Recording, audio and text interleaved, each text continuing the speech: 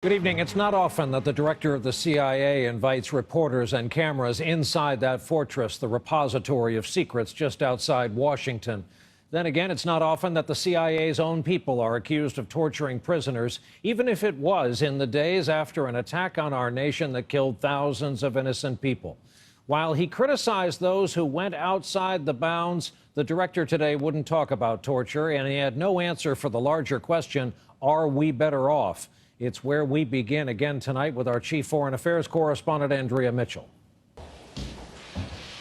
The CIA is fighting back, going public in an unprecedented live press conference from the agency's secretive headquarters in Langley, Virginia.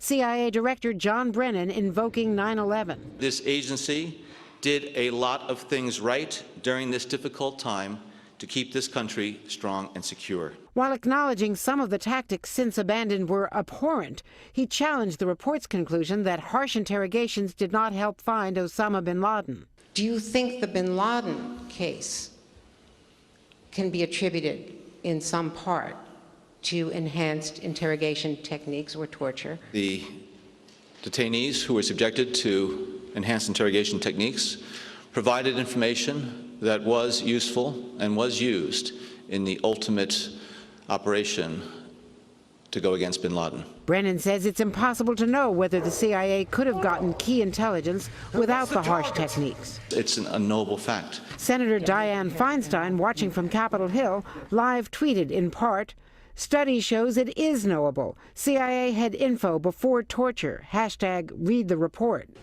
And while President Obama calls what happened torture, and as I've said before, it constituted torture in my mind.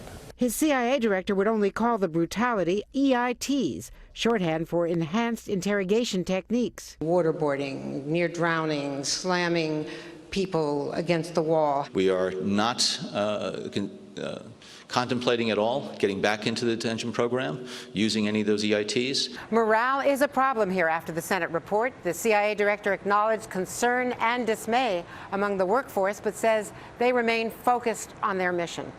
Obama is standing solidly by his CIA director, one of his closest advisors. The president wakes up every morning pleased to know that John Brennan and the men and women of the CIA are at work. Brennan admits that the CIA was unprepared to run the interrogation program and that some officers went too far. Tonight, that has given adversaries like Russia the chance to crow. Moscow is saying it is shocked by gross human rights violations by the American authorities. Brian. Andrea Mitchell back in our D.C. newsroom to start us off tonight. Andrea.